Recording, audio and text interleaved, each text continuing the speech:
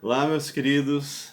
Eu não sei se você que está me assistindo é um servo ou uma serva de Deus, mas quero desejar a você muita paz, muita alegria no Senhor Jesus. Espero que você realmente esteja seguindo, né? Nós temos falado para você começar lá de baixo, do primeiro, porque eu coloquei um pensamento, não é? Em todo o processo. E então, se você está começando hoje, nos visitando, então venha lá e inicia para que você possa ter uma noção do que nós estamos fazendo, tá bem? Se inscreva, nós já estamos aí beirando os 1.600 e só que são seguidores, mas não estão se inscrevendo, então acho que as pessoas acabam esquecendo. E outros, muitas vezes, já se inscreveram, mas se apertar de novo, aí vai tirar o nome, ou seja, vai sair fora do cadastro. Então, se inscreveu uma vez, não precisa inscrever mais em nenhum dos vídeos que você colocou, tá bem? Então, agradeço muito, você põe aí o teu ok se você gostou.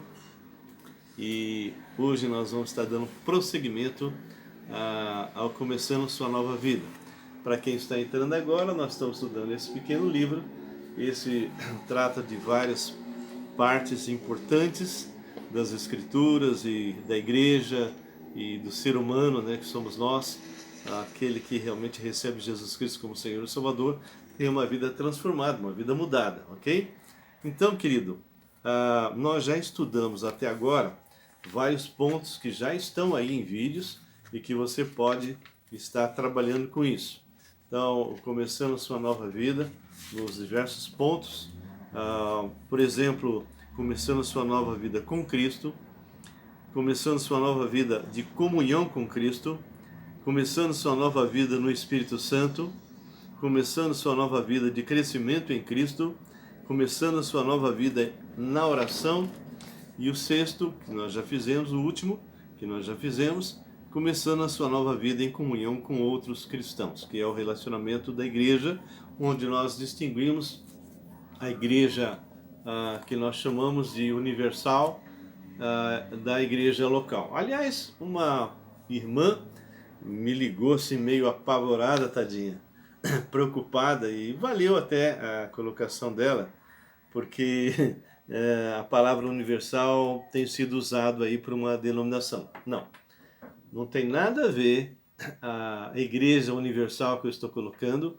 com uma denominação chamada Igreja Universal, tá bem? Então eu quero apenas deixar isso bem claro. A palavra católico, ok? Significa universal. E o que significa universal? Significa que Deus nos prepara uma palavra para todos os povos, línguas e nações de todas as épocas, ok? Então, por isso que ela é universal. Então, algumas igrejas usam esse nome universal, mas não tem nada a ver a denominação com exatamente o que nós estamos falando agora. Então, espero que esteja bem claro, bem explicado, porque ela até falou, oh, será que eles não vão pensar que você faz parte do grupo, faz parte da denominação? Não, não faço parte dessa denominação, não prego denominação, eu simplesmente exponho a palavra de Deus, ok? E nós vamos estar dando continuidade hoje. Agradeço também algumas pessoas que nós encontramos, acho que na quarta-feira, se não me engano, pessoas que ouviram o Evangelho e receberam Jesus. Foram 4, na verdade, receberam a Jesus Cristo como Senhor e Salvador. E isso foi realmente uma grande bênção. E anteriormente uma outra também havia convidado Cristo para entrar em sua vida. Então, você se ouviu a palavra, se converteu e você entrou aqui no grupo, seja muito bem-vinda. Eu vou começar então falando a respeito do sétimo passo. Quando nós lemos a palavra de Deus, nós temos que entender, segundo o que não só eu, mas muitos e muitos teólogos colocam, ela é literal, ok? Tem algumas partes que ela usa algum simbolismo, mas depois ela mesma explica, ok? Ela mesma vai explicar do que ela está falando. Mas normalmente ela é literal. Tanto é verdade que é literal que o Senhor Jesus Cristo ele usa literalmente algumas porções da palavra, exatamente como nós a interpretamos hoje.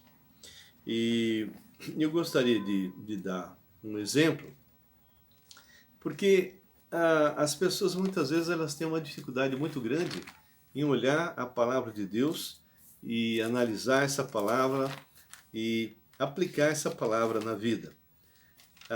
Alguns usam a Bíblia como horóscopo, abrem em qualquer lugar, mas não é assim que funciona. Por exemplo, eu vou ler para vocês uma passagem só para mostrar como é literal. Lá em Isaías capítulo 61, o Senhor Deus está falando assim: o Espírito do Senhor Deus está sobre mim. Nós vamos ver de quem que Deus está falando exatamente. Porque o Senhor me ungiu para pregar boas novas aos quebrantados, enviou-me a curar os quebrantados de coração, a proclamar libertação aos cativos e de pôr em liberdade os algemados, a apregoar o ano aceitável do Senhor, e preste atenção agora, e o dia da vingança do nosso Deus, a consolar todos os que choram. Bem, essa porção da palavra é uma porção muito forte, e eu convido você a abrir lá em Lucas capítulo 4.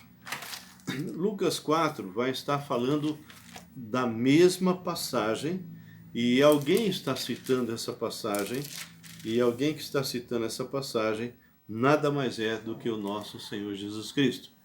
Nós já explicamos várias vezes em vários vídeos que o próprio Deus, que criou todo o universo, entra na história. Ele se fez homem, ok? O verbo que criou tudo se fez carne. No princípio era o verbo estava com Deus, o verbo era Deus, ele estava no princípio com Deus.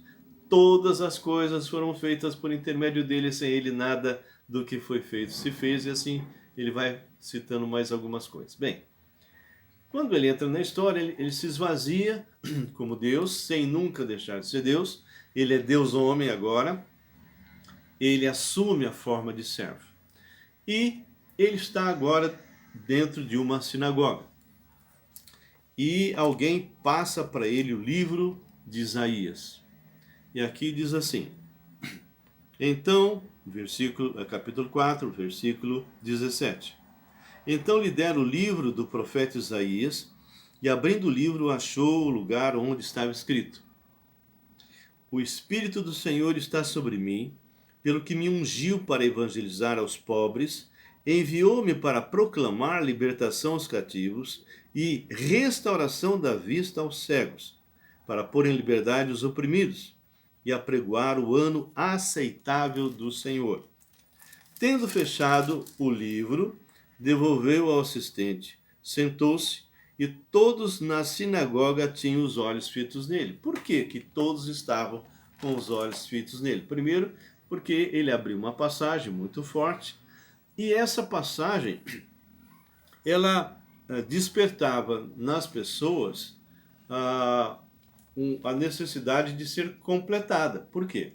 Porque quando você abre em Isaías 61, versículo 2, que nós já lemos, diz assim: a apregoar o ano aceitável do Senhor e o dia da vingança de nosso Deus. Bem, para aqueles que acham que tudo é alegórico, o Senhor Jesus abriu essa porção da palavra e leu literalmente, e era literal, e ele diz no versículo em seguida, então, versículo 21, então passou Jesus a dizer-lhes: hoje se cumpriu a escritura que acabais de ouvir. Bem, por que que ele colocou hoje se cumpriu as escrituras que acabais de ouvir?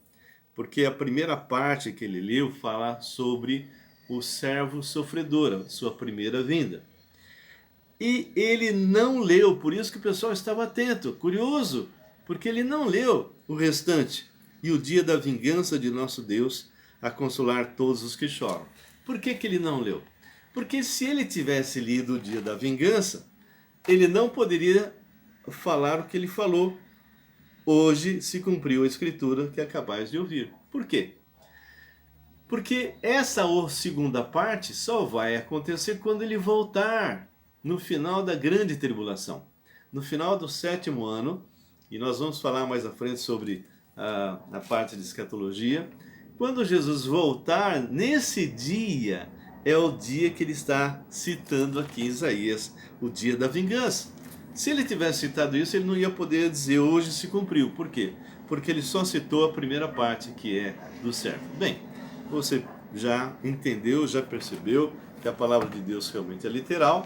Nós vamos estar iniciando, eu apenas vou dar uma pequena introdução e depois vamos fazer um outro vídeo. Mas eu quero apenas ler o seguinte: através de toda a história, Deus tem desejado se comunicar com o seu povo. Antes que Jesus viesse, Deus falou ao povo escolhido, e isso foi registrado na sua